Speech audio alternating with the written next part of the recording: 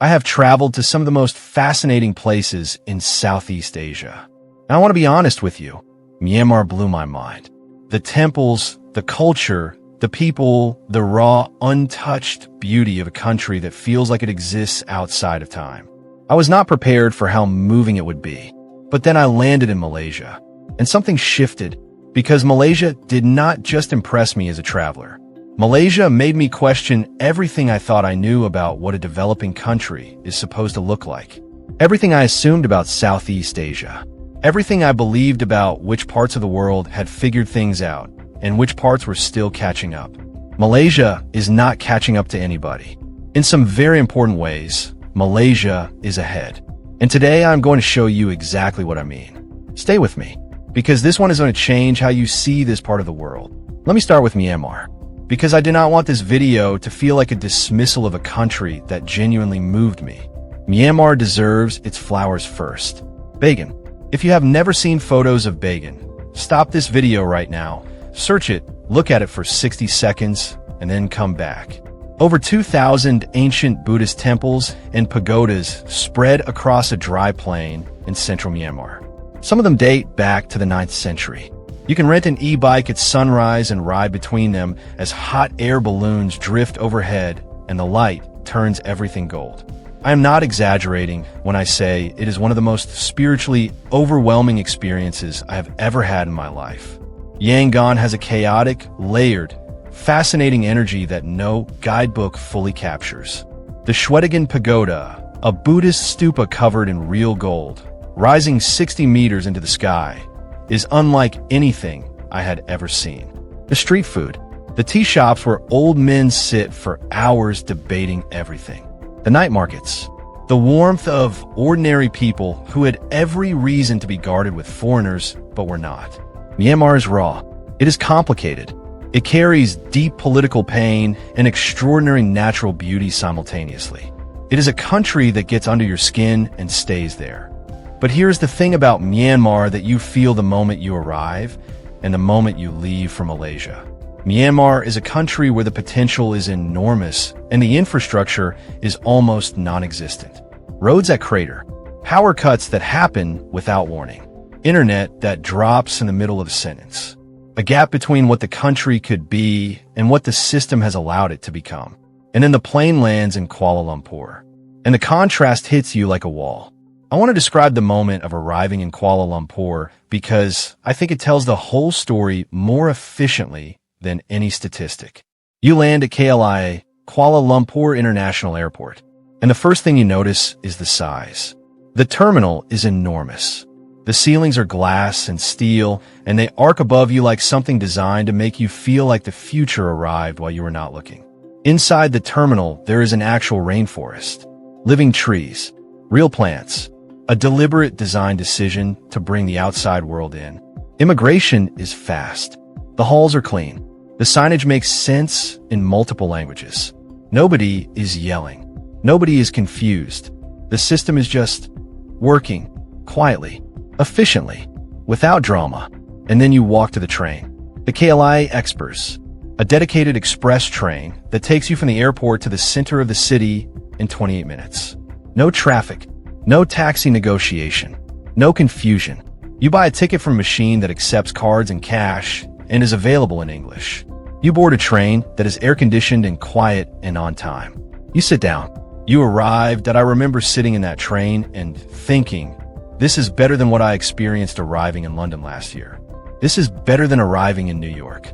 The airport connection, the cleanliness, the efficiency, the sense that the city you are entering was designed with you, the person moving through it, in mind. That feeling did not go away for the entire time I was there. If anything, it deepened. And that is what this video is really about. Kuala Lumpur as a city is a contradiction that somehow works. It is old and new at the same time. Traditional and cosmopolitan.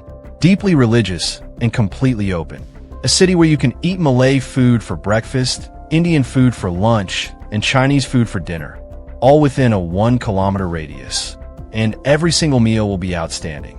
But let me talk about the physical city, the infrastructure, because that is what stayed with me.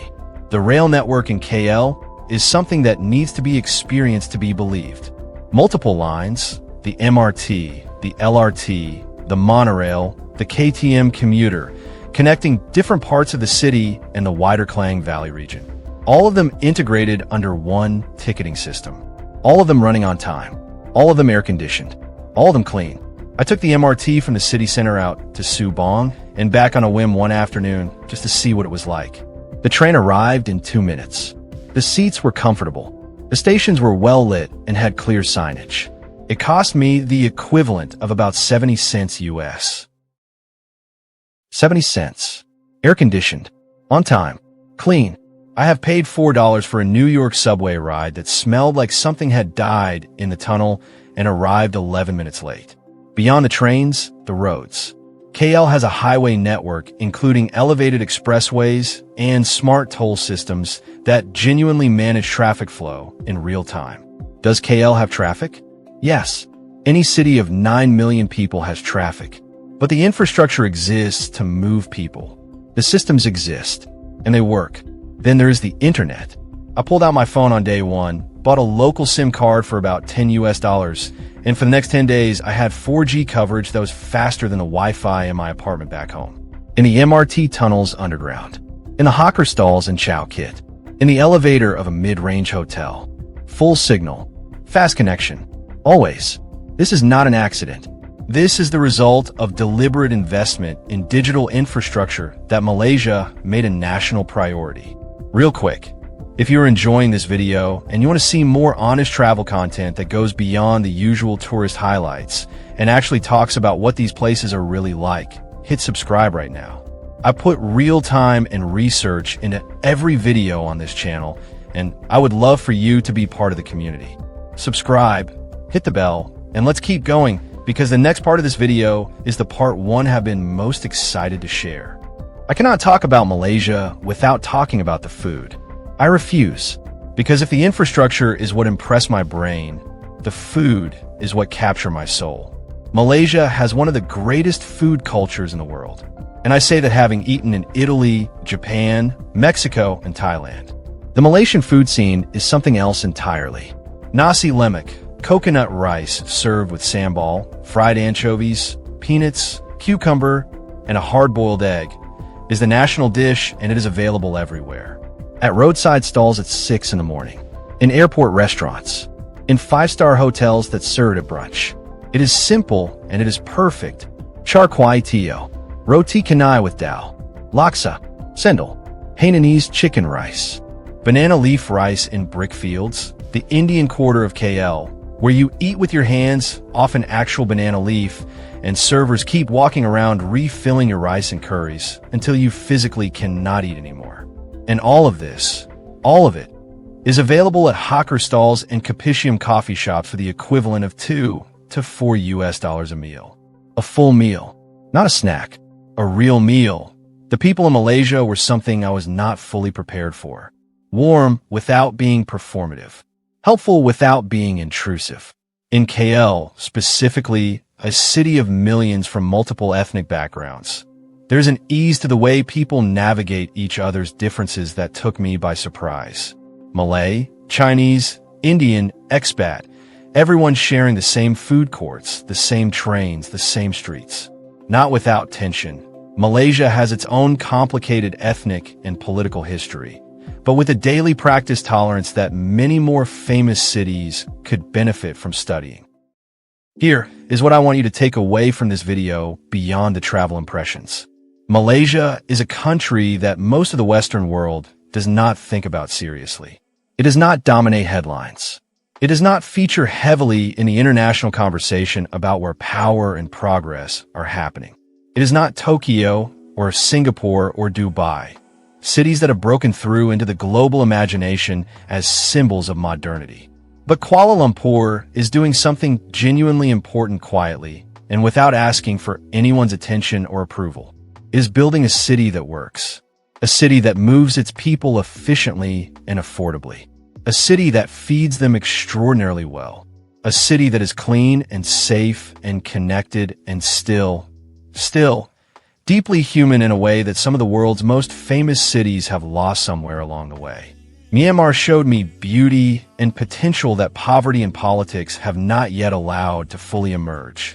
And my heart genuinely aches for what Myanmar could be if its people were given the systems and stability they deserve. Malaysia showed me something different. Malaysia showed me what happens when a country decides, seriously, structurally, over decades to invest in itself. In its roads, its trains, its airports, its internet, its public spaces, its people. The result is a city that a traveler from any country in the world can arrive in and immediately feel. This place was built by people who respected the people who would use it. That feeling, that specific feeling, is rarer than it should be. And it is worth an entire video. It is worth a plane ticket. It is worth your attention. So that is my honest experience. Myanmar for the soul, Malaysia for the mind. Both countries gave me something I did not expect, and both countries deserve far more attention than the world currently gives them. If you have been to either Myanmar or Malaysia, I genuinely want to hear from you. Drop a comment below and tell me your experience. Tell me what surprised you. Tell me what I missed. Tell me what you would add. This channel is a conversation and your perspective is part of it. If you have never been to either country and this video made you want to go, let me know which one is calling you more and why. That comment section is about to be very interesting. Subscribe if you have not already. Share this video with someone who thinks Southeast Asia is just Bali and Bangkok, because there is a whole world beyond the tourist trail that is waiting to be discovered. I will see you in the next one.